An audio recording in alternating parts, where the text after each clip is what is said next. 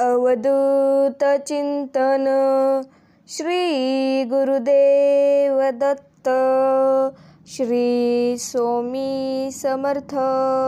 तर नमस्कार स्वामी भक्तांनो, आपलं स्वामी समर्थ महिमा या यूट्यूब चॅनलवरती स्वागत आहे.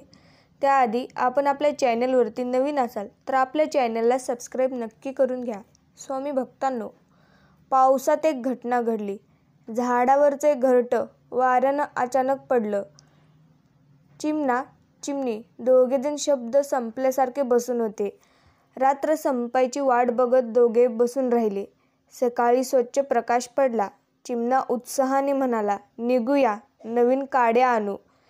चिमणीच्या डोळ्यात पाणी आलं. चिमणा म्हणाला, अगं वेडे, पाडणं त्याच्या हातात आहे तर बांधणं आपल्या हातात आहे. आणि मदतीची वाट बघायला आपण माणसं थोडीच आहोत. चल निघूया. आणि त्यांनी आकाशात उंच झेप घेतली. यालाच म्हणतात जगणं. स्वामी भक्तांनो, परिस्थिती बदलली की आपली मनस्थिती बदला. गुरुला शिष्य म्हणला, गुरुदेव, एका व्यक्तीने आश्रमाला गाय भेट दिली आहे. गुरु म्हणाले, बरं झालं, दूध प्यायला मिळेल. एका आठवड्यानंतर शिष्याने गुरुला सांगितलं, ज्याने गाय दिली होती ती व्यक्ती आपली गाय परत घेऊन गेला. गुरु म्हणाले, बरं झालं, शेण उचलण्याचा त्रास वाचला. तात्पर्य हेच आहे, परिस्थिती बदलली की आपली मनस्थिती बदला. त्यामुळे दुःख सुखात बदलेल. सुख दुःख शेवटी मनाचाच तर खेळ आहे. आयुष्य असं जगायचं असतं. जे घडेल ते सहन करायचं असतं. बदलत्या जगाबरोबर बदलायचं असतं. कुठून सुरू झालं हे माहिती नसलं तरी कुठंतरी थांबवायचंच असतं. कोणासाठी काहीतरी निस्वार्थपणे करायचं असतं. स्वतःच्या सुखापेक्षा इतरांना सुखवायचं असतं. दुःख आणि अश्रूंना मनात कोंडून ठेवायचं असतं. हसता नाही आलं तरी हसवायचं असतं. पंखामध्ये बळ आल्यावर घरटं सोडायचं असतं. आकाशात झोपावूनही धरतीला विसरायचं नसतं. मरणानं समोर येऊन जीव जरी मागितला तरी मागून मागून काय मागितलंस असं म्हणायचंच असतं. इच्छा असो वा नसो, जन्मभर हे वाकायचंच असतं. पण जग सोडताना मात्र समाधानी हे जायचंच असतं. स्वामी भक्तांनो, जर तुमचा माऊलींवरती विश्वास असेल तर व्हिडिओला लाईक करायला, चॅनलला सबस्क्राईब करायला आणि कमेंटमध्ये श्री स्वामी समर्थ टाईप करायला विसरू नका. मुळात श्वासात असं काहीच नसतं. वेळेनुसार बऱ्याच गोष्टी बदलतात. परिस्थिती बदलते, माणसं बदलतात. त्यासोबत आपणही बदलायला हवं. आयुष्यात बदल हा गरजेचाच. त्यातून मिळणाऱ्या चांगल्या वाईट अनुभवातून शिकता यायला हवं. बदल स्वीकारता यायला हवा. माणसाच्या आयुष्यात जास्तीचे दिवस कधीही नसतात. तसेच अर्थहीन दिवसही कधीच नसतात.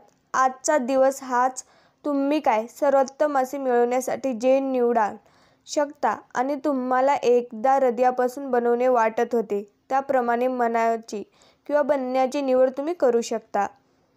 मोजकेच बोलू. जिथे असेल गरज तिथेच बोलू. जास्त नाही पण थोडं मोजकंच बोलू. सुखादुःखाच्या वेळेला बोलणं थोडून वाटून घेऊ. जास्त नाही पण थोडं मोजकंच बोलू. व्यक्त असणार जीवन थोडं बाजूला ठेवू. जास्तीत नाही पण थोडं मोजकंच बोलू. मोबाईलच्या युगात नाते जरा सांभाळून ठेवू. जास्त नाही पण थोडं मोजकंच बोलू. विसरत चालले सर्व एकमेकांच्या आवडीनिवडी. तेच होते जवळचे हे पण आपण लक्षात ठेवू. पण जास्त नाही पण थोडं मोजकंच बोलू. भूतकाळ पण जरा आपण आरशात पाहू. विसरून जाऊ सारे वाद, मिळून मिसळून राहू. या व्यक्त जीवनात जास्त नाही पण थोडं मोजकंच बोलू. स्वामी भक्तांनो, एक लक्षात ठेवा, देवाला आपण घाबरलो नाही तरी चालेल, पण आपण आपल्या कर्मापासून घाबरून राहा. कारण शिवा किंवा ओव्या, शाप किंवा आशीर्वाद, निंदा किंवा स्तुती, सुख किंवा दुःख यापैकी आपण जे दुसऱ्याला देऊन ते न चुकता परत आपल्याकडे येणार हा चैतन्य शक्तीचा स्वभाव धर्म आहे. म्हणजेच निसर्गाचा नियम आहे. आणि या नियमाला स्वतः देवसुद्धा चुकले नाहीत तर आपण तर सामान्य जीव जंतू आहोत. स्वामी सांगतात, एक लोहार दादा ऐरणीवर हातोड्याचे घाव घालत होते. मी त्यांना सहज विचारले की किती वर्ष झाले हातोडा आणि ऐरणीला. लोहार दादा म्हणाले, हातोडा अनेक तुटले पण ऐरण मात्र तशीच आहे. मी विचारले, असे का?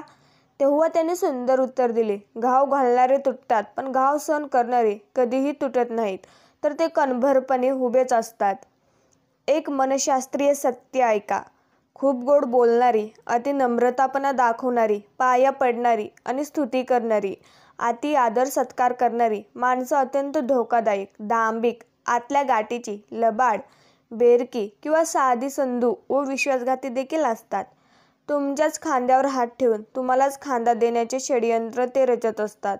या उलट जी माणसं तोंडावर रागाने, कडवट, टीकात्मक, जहरी, फटकळ पण स्पष्ट बोलतात, त्यांचं अंतर्मन वरच्या प्रवृत्तीपेक्षा नक्कीच चांगलं असतं.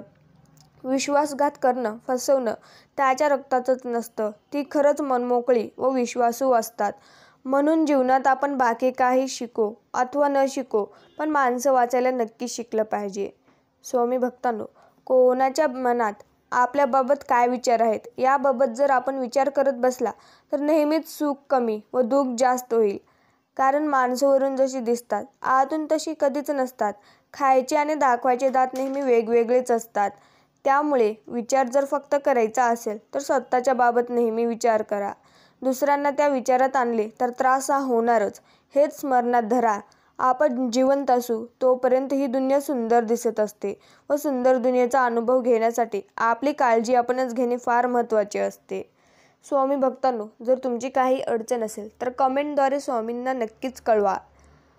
नाटक सुरू होण्याअगोदर आणि संपल्यानंतर टाळ्या वाजवून खूप प्रेम आणि प्रतिसाद दिला जातो. माणसाच्या बाबतीतही अगदी तसंच होतं. जन्माअगोदर प्रेम आणि मृत्यूनंतर भरभरून प्रतिसाद दिला जातो. खरं तर मधल्या काळातच त्यांना जास्त गरज असते. लक्ष्मी आणि विष्णूचा संवाद पहा. लक्ष्मी म्हणते, जग सर्व पैशावर चालले आहे. पैसा नाही तर काही नाही, म्हणून मलाच किंमत. विष्णू म्हणतो, सिद्ध करून दाखव. मग लक्ष्मी एक पृथ्वीवरील दृश्य दाखवते. तिथे अंतयात्रा चाललेली असते. त्या अंतयात्रेवर लक्ष्मी पैशांचा वर्षाव करते. सर्व लोक मृतदेहाला सोडून पैसे जमा करायला लागतात. लक्ष्मी विष्णूला म्हणते की बघितले ना, पैशाला किती किंमत आहे. विष्णू म्हणतो, प्रेत नाही उठले पैसा जमा करायला.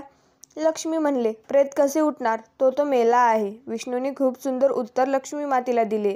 ते म्हणाले, जोपर्यंत माणूस जिवंत आहे तोपर्यंतच तुला किंमत आहे, नाहीतर सगळे व्यर्थच आहे. स्वामी भक्तांनो, एक लक्षात ठेवा.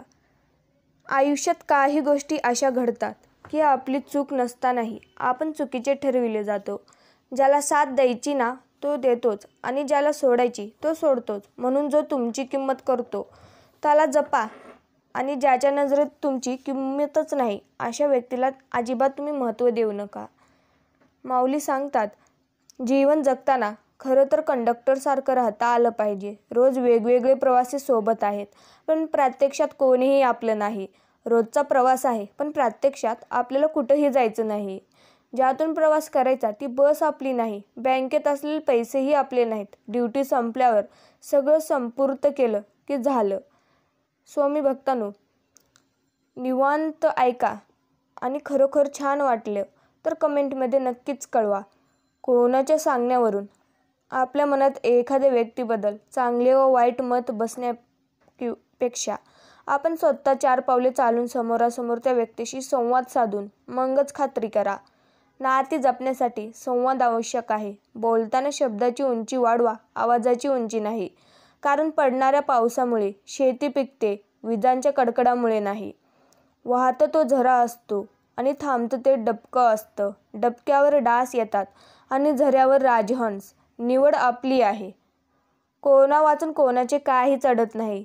जे जरी खरं असले तरी कोण कधी उपयोगी पडेल हे सांगता देखील येत नाही. डोकं शांत असेल तर निर्णय चुकत नाहीत आणि भाषा गोड असेल तर माणसं तुटत नाहीत. जो तुम्हाला मदत करायला पुढे सरसावतात ते तुमचे काही देणे लागतात म्हणून नव्हे, तर ते तुम्हाला आपलं मानतात म्हणून. मोर नाचताना सुद्धा रडतो आणि राजहंस मरताना सुद्धा गातो. दुःखाच्या रात्री झोप कोणालाच लागत नाही आणि सुखाच्या आनंदात कोणीही झोपतच नाही. यालाच तर जीवन म्हणतात. किती दिवसाचे आयुष्य असते, आजचे अस्तित्व उद्या नसते. मग जगावे ते हसून खेळून. कारण या जगात उद्या काय होईल ते कोणालाच माहिती नसते. म्हणून नेहमी आनंदात राहा. माऊली सांगतात, घरातील साधा काचेचा ग्लास तुटू नये म्हणून लोक तो किती काळजीपूर्वक जपतात. पण हीच लोक दुसऱ्यांची मनं आणि भावना किती निष्काळजीपणाने हाताळतात. दुसऱ्याला किती त्रास होईल याचा कोणताही विचार न करता हृदय तर किती सहजतेने तोडतात. बहुतेक आपल्या भावना आणि मन त्यांच्यासाठी 50 रुपयांचा ग्लासापेक्षाही कमी किमतीच्या असाव्यात. स्वामी भक्तांनो, यात वेगळं काय असतं? माणुसकीचं जीणं, सगळ्याच्या दुःखात थोडं सामील होणं, प्रत्येकाच्या आनंदात आनंदाने सहभागी होणं, इतरांच्या विचारांशी आपले विचार जुळणे, माणूस म्हणून जगणं, परोपकाराच्या कृतीतून जीवन सार्थ करणं, अहंकाराच्या पुढ्यात नम्रतेने मात करणं, तत्व माझी माझी न करता पंचतत्वांना आठवणं. कितीही जगलास राजा तरी सोपं नाही देहाला ऋतुत्रात करणं. खूप जन्मानंतर असतं हा नरदेह प्राप्त होणं. देह गणपतीचा, तो मातीचा, त्याच अटळ आहे विसर्जन होणं. या जगात देव बनणं सोपं पण कठीण आहे माणूस होणं. हे कधीही वळी तुम्ही लक्षात ठेवा. मन कितीही मारले तरी ते मरत नसते. आशेच्या फांदीवर ते कुठेतरी झुलतच असते. मनाचे मरणे असते की भावनांचे जगणे, प्रत्येक क्षणी फक्त स्वतःचेच उरणे असते. जीवनात आनंद असा किती वेळ टिकतो? पाण्याने भरलेल्या ओंजळीत शेवटी ओलावाच राहतो. आस कशाची करायची? मनाच्या रखरखत्या तव्यावर आठवणीची पोळी भाजायची. आभाळ भरून येते तसे कधी कधी मनही भरून येते. मेलेल्या मनावर जणू आशेची नवीन पालवी फुटते. कितीही मारले मन तरी ते मरत नसते. आशेच्या फांदीवर ते कुठेतरी झुलतच असते. ज्यांना काळजाचे घाव आणि डोळ्यातील भाव कळतात त्यांच्या नात्याला खरा अर्थ असतो. बाकीची नाती केवळ माझी माझी म्हणून वाहिलेली व्यर्थ ओझीच असतात. स्वामी भक्तांनो, आयुष्यातले निर्णय चुकतात आणि मग आयुष्य चुकत जाते. कधी कधी तर प्रश्न कळत नाहीत आणि उत्तरही चुकत जाते. सोडवताना वाटते सुटत गेला गुंता, पण प्रत्येक वेळी एक नवीन गाठ ही बनतच जाते. दाखवणाऱ्याला वाईट माहिती नसते, चालणाऱ्याचे ध्येय मात्र हरवून जाते. काही गोष्टी वाटत तितक्या सोप्या नसतात. अनुभव म्हणजे काय हे आपल्याला तेव्हाच कळते. स्वामी भक्तांनो, म्हणावं कितीही माझे माझे हे भ्रम आहे माया प्रकृतीचे. इथे नाही रे कोणी कोणाचे, धागे फक्त हे श्रेणूबंधांचे. सूर्य चंद्र हवा पाणी वृक्ष यांच्याकडून शिकावे जगायला. श्वास शेवटचा घेताना ठेवा पुण्याईचा वटवायाला. माऊली म्हणतात, पंख कुरडलेल्या कबुतराला मोकळं सोडलं तरी आकाशात उडता येत नाही. ते जमिनीवर फिरतं फिरतं आणि निपुटपणे घरात परत येतं. आपल्या समाजात माणसांची देखील अवस्था पण तशीच आहे. पंख कापलेल्या कबुतरासारखी. जन्माला आल्यापासून फक्त माणूस आहे या एकाच गोष्टीची भरपाई म्हणून समाज त्यांचं मन आयुष्याच्या प्रत्येक टप्प्यावर एवढं कुरडत राहतो ना, की जेव्हा स्वतःच्या मनाप्रमाणे जगायला निर्णय घ्यायची वेळ येते तेव्हा त्यांच्या पंखात काय हृदयात जगायचं बळ राहिलेलं नसतं. एक व्यक्ती म्हणून गंधारीला हे सगळं कळत होतं, पण एक माणूस म्हणून त्याने या सगळ्या गोष्टींकडे सोयीकरणेपणे डोळेझाक केली. म्हणजे माऊली सांगतात, आयुष्यातले निर्णय चुकतात. प्रत्येक वेळी आई वडिलांचं ऐकल्याने भलं होतंच असं नाही. जरा एका महान आईची ऐकल्यामुळे या जगात एक श्याम निर्माण होते असेल तर त्याच वेळी त्याच जगात त्यांच्या एका महान आईच्या ऐकल्यामुळे हजार गुन्हेगार पण निर्माण होतात. वडिलांच्या पावलावर पाऊल टाकून चालल्याने या जगात एक शिवाजी निर्माण होते. त्याच जगात बापाच्या पायावर पाय टाकून भ्रष्ट राजकारणी, गुन्हेगारांचे पिढीजाड, टोळ्या आणि नीच उद्योगपती पण निर्माण होतात. जेवढे जेवढे म्हणून जगात तुरुंग भरले आहेत त्या तुरुंगात जा आणि तिथल्या वैद्यकांनी हजार वेगवेगळे कारणे सांगितले तरी त्यातले एक कारण आई वडिलांचे निष्काळजीपणा किंवा हलगर्जीपणा हे सुद्धा नक्कीच असेल. स्वामी भक्तांनो, बघायला गेलं तर आयुष्यही खूप सोपं असतं. जगायला गेलं तर दुःखातही सुख असतं. चालायला गेलं तरी निखारेही फुले होतात. तोंड देता आलं तर संकटही क्षुल्लक असतं. वाटायला गेलं तर अश्रूंतही समाधान असतं. पचवायला गेलं तर अपयशही सोपं असतं. हसायला गेलं तर रडणेही आपलं असतं. बघायला गेलं तर आयुष्यही खूप सोपं असतं. एक स्वामींनी आपल्याला कविता ऐकवली आहे, ते नक्कीच ऐका. एक जीबी माणुसकी आम्हाला महिनाभर पुरते, गुड मॉर्निंग, गुड नाईट सर्व काही होते. वाढदिवसाच्या शुभेच्छा ही त्यातून देता येतात. वाटतील तेवढे पुष्पगुच्छही पाठवता येतात. अभिनंदन, स्वागत सर्व काही करता येते. श्रद्धांजली द्यायला मौनही धरता येते. सर्व कसे अगदी ऑनलाईन चालते. 1 GB माणुसकी आम्हाला महिनाभर पुरते. फेसबुक, व्हॉट्सअप आणि काय काय राव. चॅटिंगमधल्या मज्जा तुम्हाला कुठे ठाव. विनोद मस्ती आसे की जयंती. पुण्यतिथी पोस्टाचे वर्षा होते साऱ्यांच्या माथी. शाळेत नसेल शिकवीत तेवढे ज्ञान मिळते. 1 GB माणुसकी आम्हाला महिनाभर पुरते. तसे भेटून बोलणे होत नाही आता फारसे. तुम्ही ऑनलाईन या, बोलू मग खूपसे. गेलात जवळून तर नमस्कारही करू नका. ऑनलाईन मात्र हाय हॅलो विसरू नका. थोडीशी व्हर्च्युअल दुनियात आता हवीशी वाटते. 1 GB माणुसकी आम्हाला महिनाभर पुरते. ऑनलाईन जाग झाले आणि नाही खंत. माणुसकी ताटात चालली हे मनात सलंत. भावनेच्या ओलावा कोरडा झाला फक्त समुद्रात राहुनी. एकटं वाटतं नुसतं शब्दांनी हृदय कुठे हरलते. 1 GB माणुसकी आम्हाला महिनाभर पुरते. लोक म्हणतात वेळीच माघार घेतलं तर नातं टिकतं. तडजोड केलं तर नातं टिकतं. कमीपणा घेतला तर नातं टिकतं. पण एकदा माघार घेतली की ती वारंवार घ्यावी अशी समोरच्या व्यक्तीची अपेक्षा असते.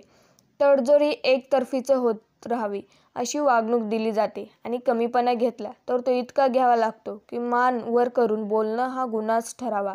थोडक्यात हे माघार घेणं, तडजोड करणं, कमीपणा घेणं हे सगळं समोरच्या व्यक्तीचा अहंकार वाढवण्यास मदतच करतात. आणि अशा वेळी ते ताणलेले नातं तुटतंच शेवटी. मग काय उपयोग झाला हे सगळं करण्याचा हा प्रश्न उरतोच ना शेवटी. एक लक्षात ठेवा, आयुष्यात कोणावर फार काळ तुम्ही रुसू नये. रागवावं, भांडावं आणि जमलं तर भांडण लगेच निपटून टाकावं. नाही जमलं तर तो विषय तात्पुरता किंवा कायमचा वगळून बाकी बोलणं चालू ठेवावं. पण रुसवा फुगावा अबोल फार काळ चालू ठेवू नये.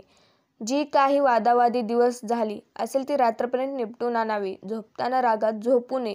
कोणास ठाऊक आपण किंवा दुसरा सकाळी उठेल की नाही. जर देवाच्या दयेने दुसरा दिवस आयुष्यात उजाडालच तर त्यावर आदल्या दिवशीच्या रुसव्याचे मळब राहत नाही. पण रुसून झोपलं तर झोप व्यवस्थित होतेच असं नाही. आणि शरीराला आराम मिळाला तरी झोपेतून उठल्यावर मन अप्रसन्नच राहते. यात एक महत्त्वाचा प्रश्न असा उरतो की माघार कोणी घ्यायची. अहंकार ही सर्व नात्यांना सुरूग लावणारी बाब आहे. आपण आपल्या अहंकाराची वात विझवली तर आपल्या दुसऱ्यांपेक्षा स्वतःचा कमीपणा वाटू शकतो या भयाने आपण ती वात पेटवून ठेवतो. पण हे बरोबर नाही. दुसऱ्याला काय वाटेल याचा विचार करण्यातच बहुतेक सारे आयुष्य निघून जाते. आपण आपल्या मनाच्या व्यवस्थेचा विचार करावा. अहंकाराची वात विझण्यातील मजा ज्याला कळली तो मोक्षाच्या कर्तृत्वाची आणखीन एक पायरी चढला असे समजून जा. आपण जेव्हा काही ना काही बोलू तेव्हा त्या बोलण्यातून काही प्रबलग विचारांची देवाणघेवाण होते का ते पाहावं. असे प्रत्येकाने ठरवलं तर अनेक आवाज गप्प होतील. कारण नेमकं तेच बोलायचं म्हणजे वाचन आलं, चिंतन आलं, मनन आलं. आपल्या गप्पातून लावायला किती, निंदास्ती किती आणि समृद्धता किती याचा विचार आपण व्हावा. कधीतरी ठेचलेली जखम आयुष्यभर पुरते माणसाला. तोपर्यंत चालणं अगदी बिनधास्त असतं. पण एकदा का तीच ठेच बसली तर मग साध्या सरळ वाटेवरही विश्वास उठतो माणसाचा. दुसऱ्याच्या अनुभवानं मिळालेली दृष्टी आणि स्वतःलाच ते बसल्यानंतर आलेलं शहाणपण यात जमीन आसमानचा फरक असतो. स्वामी भक्तांनो, मनाला भावलेली एक सुंदर गोष्ट ऐका. आता कमीपणा घेण्यातच सुख वाटतं. माझं चुकलं बोलून शांतपणे हसत माघारी फिरण्यातच आनंद वाटतो. कोणाची वाट घालत बसण्यात मजाच राहिली नाही. पहिल्यासारखं भले हरलो तरी चालेल पण एकाच विषयावर तोंडाला फेस येईपर्यंत तासनतास चर्चा आता करूच वाटत नाही. आपलं म्हणणं समोरच्याला पटवून देण्यापेक्षा 2 पावलं मागे येण्यातच शहाणपणा वाटतो. लोक आपल्याला चुकीचं समजतील यातही काहीच वाटत नाही. चूक बरोबर याच्या पलीकडे एकही जग असतं. तिथे फक्त शांतता असते. आधी दुनिया खूप पुढे चालली आहे. लोक फार वेगाने धावत आहेत. आपण या सगळ्यात मागे राहून याची भीती वाटायची, टेन्शन यायचं. पण आता सावकाश चालणंच योग्य वाटतं. कदाचित दुनियेच्या मागे राहूनच दुनिया चांगल्या प्रकारे बघता येऊ शकते. आता पुढे जाणाऱ्याला वाट करून द्यायची आणि आपण आपलं कडेच्या साईड पट्टीवरून निवांत चालत राहायचं. वाटेत सुख दुःख मिळतील, हसायचं, रडायचं आणि आपण चालत राहायचं. मन संपूर्ण निशंक करणे म्हणजे डोळस होणं. मन स्वच्छ करून घेण्याचा अधिकार कोणालाही हिरावून घेता येणार नाही. ज्याचा तोच त्याच पवित्र कार्याच्या आड येतो. मन संपूर्ण निशंक करून घ्यायला आम्हीच तयार नसतो, कारण आपल्याला कमीपणा स्वीकारावा लागेल ह्याची भीती किंवा अहंकार आहे. जर कोणी विचारले आयुष्यात काय मिळाले, तर सरळ सांगा, जे मिळाले नाही ते माझे मुळीच नव्हते आणि जे मिळाले ते देवाने माझ्यासाठीच ठेवले होते. तर भक्तांनो, माऊली म्हणतात, एकूण एका ग्रंथांना मागे सारेल असा एक प्रचंड ग्रंथ प्रत्येकजण स्वतःबरोबर आणतो. तो ग्रंथ म्हणजे प्रत्येकाच्या आयुष्याचा ग्रंथ असतो. पृष्ठ संख्या किती हे न सांगणारा ग्रंथ. या ग्रंथाला मजकूर फक्त उलटलेल्या पानावरच दुमडलेला असतो. माझ्या बोलण्याचा, वागण्याचा अर्थ तो स्वतःच लावत जातो आणि म्हणूनच गैरसमज होते. माझा खुलासा न ऐकताच एकतर्फी निर्णय तो घेतो, म्हणूनच गैरसमज होतो. स्वामी म्हणतात, कधीतरी हवीहवीशी वाटते रात्रीची ही निर्मळ शांतता, सारे जग थकलेले आणि वातावरणातील निव्वळ स्तब्धता, शांत झोपलेली वसुंधरा आणि पांघरलेले ही निळे आकाश, मंद वाहणारा हा वारा जणू तिला थोपटतोय सावकाश, पांघरलेल्या शिलावरती चांदण्याची नाजूक नक्षी, झोपलेले सारे जग आणि घरट्याकडे परतलेली पक्षी, साऱ्या जगाला थांबवून घरी परतलेला एका दिनकर रात्रीचे सौंदर्य खुलविण्यासाठी आकाशात अवतरलेला हा शशिकर. स्वामी भक्तांनो, एक लक्षात ठेवा, नाते 3 प्रकारचे असतात. एक रक्ताची, दुसरे मानलेली आणि तिसरी नात्यापलीकडची. संकट प्रसंगी जिथे काही रक्ताची नाती कामी येत नाहीत, तिथं मानलेली नाती संकट निवारण्यास मदत करतात. आणि जिथं रक्ताची आणि मानलेली नाती नेमकी जवळ नसतात, तिथं नात्यापलीकडचे सगेसोयरे मदत करतात. ज्यांच्याशी तोंड ओळखीशिवाय पुरती ओळखी नसते, म्हणून माणसानं आयुष्यात रक्ताच्या व मानलेल्या नात्यासोबतच नात्यापलीकडचे सगेसोयरेही जमवले पाहिजेत, ज्यांचा चांगला अनुभव आयुष्यात एकदा तरी तुम्हाला येतोच. विश्वासघात करणाऱ्या माणसाला जाब विचारण्यापेक्षा त्या व्यक्तीशी बोलणं सोडून देणे व पुन्हा जीवनात त्या व्यक्तीला मदत देणे कायमचं बंद करणं हीच त्या व्यक्तीसाठी सर्वात मोठी शिक्षा असते. कारण जर अशा व्यक्तीला जाब विचाराल तर ती व्यक्ती शब्दांच्या जाळ्यात गुंतून स्वतः बाहेर पडेल व पुन्हा पुन्हा संधी मिळाली की विश्वासघातच करेल. त्यामुळे पाहिले तर अशा व्यक्तींच्या संपर्कात कधीच राहायचे नसते व अशा व्यक्तींवर जर नात्यातील असेल तर अशा व्यक्तीला आपल्या संध्यातून कायमचे दूर ठेवून त्यांना महत्त्व द्यायचे नसते. कारण ज्यांना विश्वासघात करायची सवय लागलेली असते, अशी माणसं त्यांच्या जीवनात कधीच सुधारत नसतात. अगोदर समोरच्या व्यक्तीला विश्वासघात घेऊन पुढेही जीवनात विश्वासघातच ती करत असतात. एक लक्षात असू द्या, कुटुंब प्रमुख, एक नामशेष होणारी प्राणजंती, सकाळी लवकर उठणारी, रात्री वेळेवर झोपणारी, पाया वाया न घालवता झाडाला घालणारी, फुल देवासाठी तोडणारी, रोज पूजा करणारी, मंदिरात एखादी फेरी मारणारे, रस्त्यातून भेटणाऱ्यांची अस्वस्थतेची चौकशा करणारे, दोन्ही हात छातीशी नेऊन नमस्कार करणारे, अन्नधान्य वाया जाऊ नये म्हणून बेतानेच स्वयंपाक करणारे आणि उरलेले त्या गरिबाला देणारे किंवा दुसऱ्या दिवशी त्यातलं नटवून मिठक्या मारत खाणारे, पाहुणे रावळ्यांची स्वतःची गैरसोय असूनही पाहुणचार करणारे, आपले सण धांगडधिंगाण न करता साधेपणा साजरे करणारे, व्यसन करताना लाजणारे आणि समाजाच्या नजरेची भीड बाळगणारे, जुन्या झालेला चष्मा तुटला तरी चिटकावून, जुनी चप्पल फाटली तरी शिवून आणि जुना बनियन गलित गात्र होईपर्यंत वापरणारे, उन्हाळ्यात पापड वाळवणारे, हात दुखेपर्यंत कुडून मसाला घरी आणणारे किंवा बनवणारे, फक्त बाहेर घालायच्या कपड्यांनाच इस्त्री करणारे, खिशातला पैसा जपून वावरणारे आणि शक्यतो घरीच जेवणारे, असे लोक आता हळूहळू हे जग सोडून चालले आहेत. हे जातील तेव्हा एक महत्त्वाची शिकवण त्यांच्याबरोबर जाईल. समाधानी, साधे, अर्थपूर्ण, दुसऱ्यांना प्रेरणा देणारं आणि समोरच्याची काळजी करणारं जीवन जगायचं असतं. ही शिकवण जगातून नाहीशी होईल. त्यानंतर राहील फक्त स्वार्थ, विश्वास, अविश्वास, चैन, असंवेदनशीलपणे, भकास कोडगेपणा आणि मोबाईलवरची कृत्रिम अगत्य.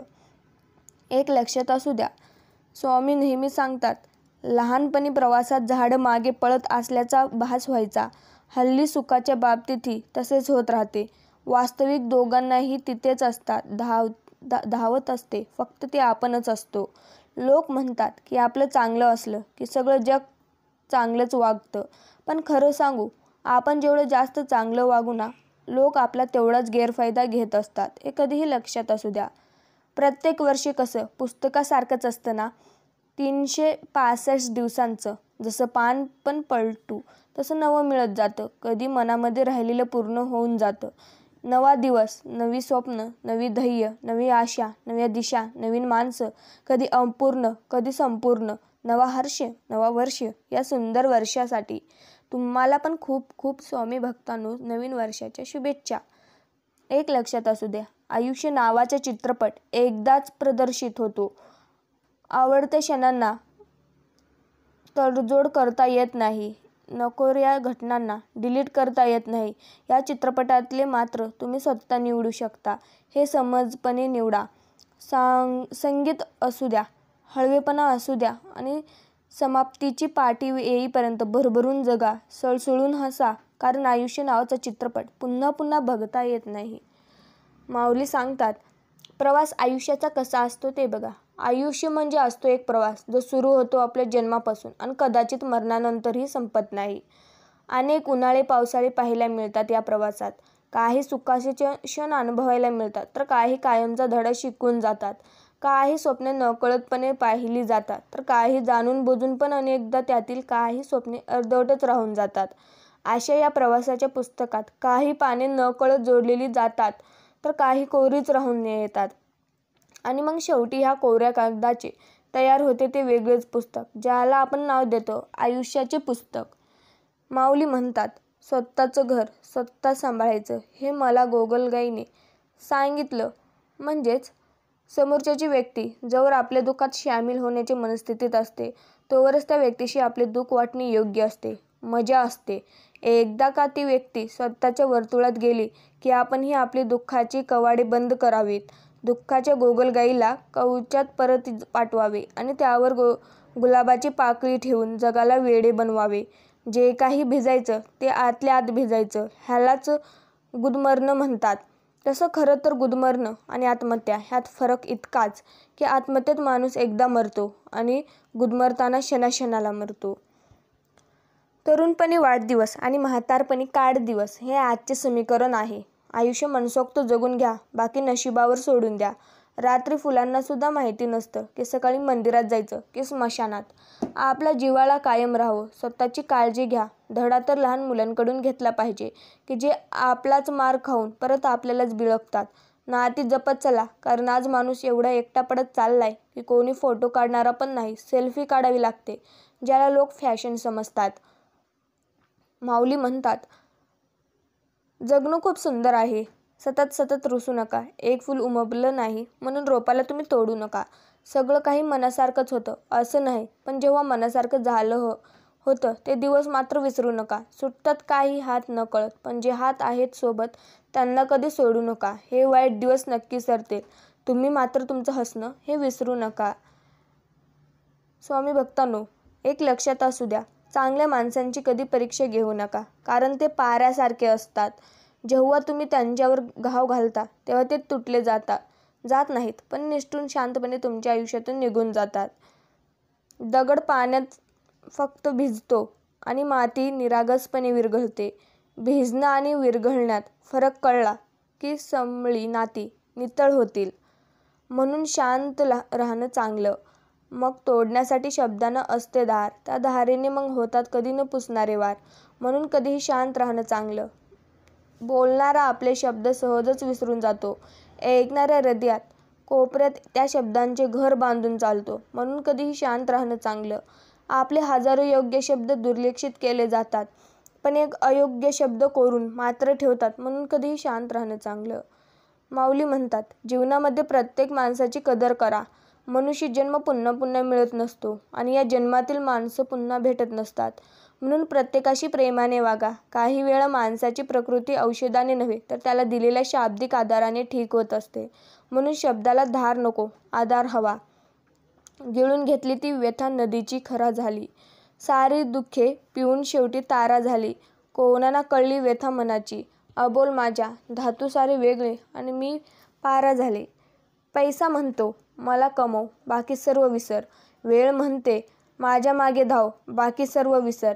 भविष्यकाळ म्हणतो माझ्यासाठी धडपड कर, बाकी सर्व विसर. परंतु परमेश्वर फक्त म्हणतो माझे स्मरण कर, मी तुला सर्वच देईन. हे लक्षात असू द्या. माऊली म्हणतात, शत्रूंची व्याख्या काय? शत्रुतत्व पेढा होण्यासाठी प्रथम परिचय हवा, त्यांच्या मैत्रीत रूपांतर व्हायला हवं. मग किंवा तरी किरकोळ अपेक्षा पूर्ण झाल्याच नाहीत म्हणून मनभेद किंवा अतिपरिचयित अवज्ञा असे शत्रुत्वाचे टप्पे असतात. मनुष्य फक्त ब्रह्मात जीवन जगतो. हा माझा, तो माझा, माझ्या जवळचे माझे. खरं तर तुमची फक्त वेळ आहे. जर ती चांगली असेल तर सर्व तुमचे, नाहीतर सर्व जवळचे असून सुद्धा दूरचे. हे जीवनाचे खरे सत्य आहे. आयुष्य म्हणजे काय? अहंकार हा काटकोनासारखा नेहमी तडपणपणे उभा राहणारा. दुःख हे विशाल कोणासारखे नेहमी आकाशाकडे बघणारे. नम्रता ही लघु कोणासारखी सारांचा आदर करणारी. आयुष्य हे त्रिकोणासारखे तीन अवस्था दर्शविणारे. परिवार हा चौकोनासारखा हाती हाती घेऊन चालणारा. जीवन हे वर्तुळासारखे स्वप्नाभोवती गोल गोल फिरणारा. माणसं जोडणं म्हणजे काय? माणसं जोडणं म्हणजे समोरच्याला आहे तसं स्वीकारणं, आपल्या अपेक्षा आपली मत न लादणं. माणसं जोडणंच म्हणजे ऐकण्याची कला शिकणं, फुकाचा वाद आणि टोकाची टीका टाळणं. माणसं जोडणंच म्हणजे माणसांवरील शिक्के न मारणं, समोरच्याला अधिक महत्त्वाचा हे स्वतः जाणणं आणि त्यालाही ते जाणून देणं.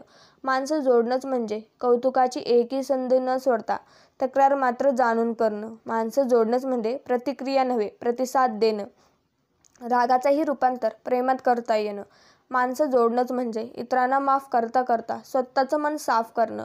आणि सर्वात महत्त्वाचंच म्हणजे माणसं जोडणंच म्हणजे इतरांमधला भगवंत पाहता पाहता स्वतःमधला भगवंत हा प्रकट करणं. स्वामी भक्तांनो, प्रसंग कोणताही असो, सुखाचा असो किंवा दुःखाच्या, कोणत्याही प्रसंगी स्वामींच्या सेवेला सोडू नका. भलेही सेवा केल्याने तुमचे लगेच चांगले होणार नाही, पण मात्र हे खरं आहे की किमान तुमचे वाईटसुद्धा स्वामी कधीच होऊ देणार नाहीत. हे लक्षात असू द्या. कारण माऊली सांगतात, ज्याच्याकडे पैसा आहे तो मन शांतीच्या शोधात फिरत आहे. ज्याच्याकडे मन शांती आहे तो पैशांच्या मागे लागलाय. पण एकमेव श्री स्वामी समर्थ महाराजांचा सेवेकरी असा आहे ज्याच्याकडे या दोन्ही गोष्टी उपलब्ध आहेत. आणि गुरुमाऊली म्हणतात, ज्याला पडल्या पडल्या झोप लागते तोच खरा श्रीमंत आहे, म्हणजे महाराजांचे सेवेकरी. असा एक तरी श्री स्वामी समर्थ महाराजांचा सेवेकरी दाखवावा.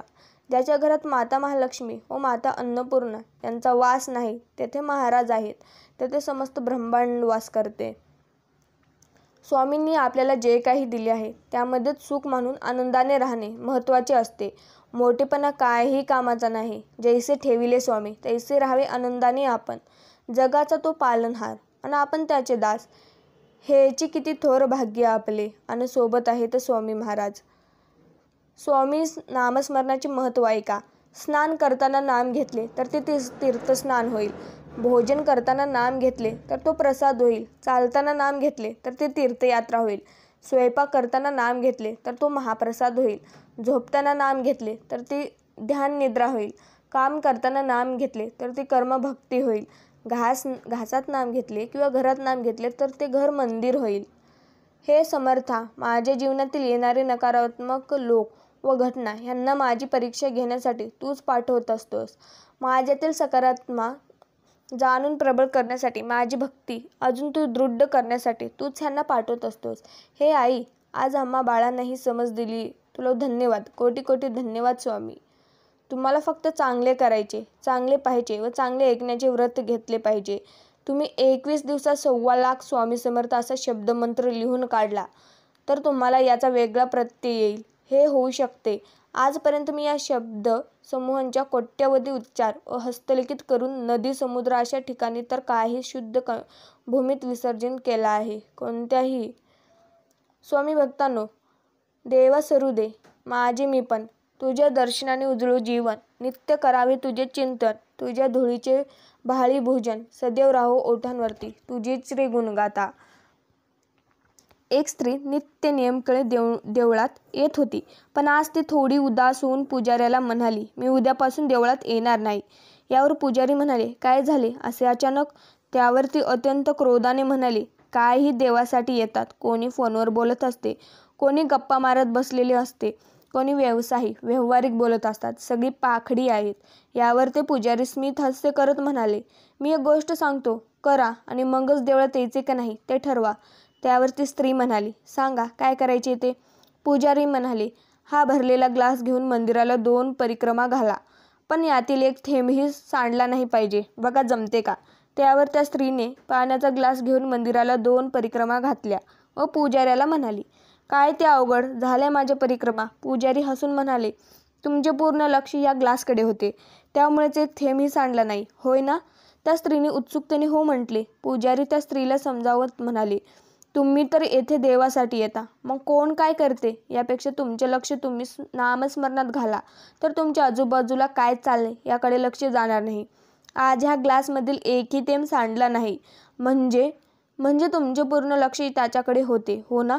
मग देवळात देवदर्शनाला येतात तर सार तनमन या परमात्म्याच्या चरणी अर्पण करून दर्शन घ्याल, तर तुमचे लक्ष दुसरीकडे जाणार नाही. मी सांगतो ते करून पहा, मगच यायचे का नाही ते तुम्ही ठरवा, असं म्हणतात.